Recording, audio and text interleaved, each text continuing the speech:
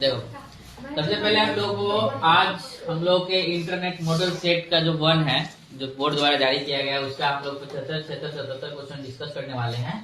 लेकिन इसमें सबसे जरूरी चीज ये है, इसमें एक टॉपिक है हम लोग का परीक्षा। क्या है? तो आज इस तरह से मेन लो समझ लो कि हम लोग को परीक्षा का जितने भी टाइप क्वेश्चन आ सकता है, वो सारे टाइप्स को हम लोग इसमें डिस्कस करने वाले हैं, इसका परीक्षा का। तो इसलिए इसको पूरा देखना और सही से देखोगे तभी जाके समझ में आएगा। ठीक है?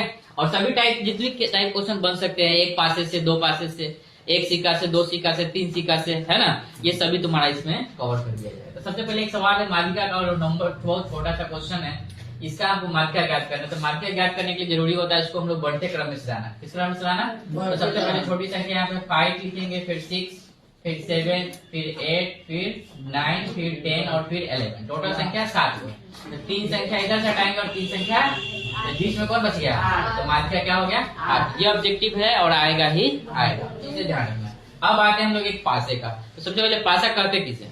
जो पासा होता है, जो लूडो छक्का खेलते हैं ना, उसे पासा कहा जाता है। तो एक पासे को अगर लूडो छक्का के जो होते हैं छक्का, उस पर कितना तक लिखा रहता है? तो एक पासा उछालेंगे तो याद रखना कि टोटल 6 बार लिखा होता है। 1, 2, 3, 4, 5 और 6। तो 6 तक रहता है ना यहाँ। तो यहाँ इसको हम लोग कुल परिणाम कहते हैं। क्या कहते हैं इसको? और कुल परिणाम हमसे पूछे रहते हैं कितना कहेंगे? इसको हम लोग शॉर्ट में लिखने के लिए NS से सूचित भी करते हैं। और याद रखना कि जब 2 पासे को उछाला जाए, कितने पासे को?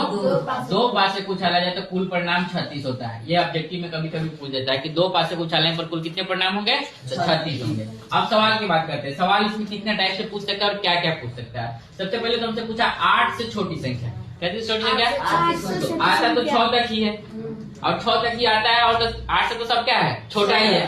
तो 8 से छोटी आने की परीक्षा हम लोग लिखेंगे। 8 से छोटी संख्या आने की परीक्षा, आने की प्रायिकता। तो इसका फॉर्मूला हम शॉर्ट में क्या लिखते हैं? NE बटा NS। यानी कि इसका फॉर्मूला होता है E के अनुकूल परिणाम की संख्या बटा कुल परिणाम की संख्या।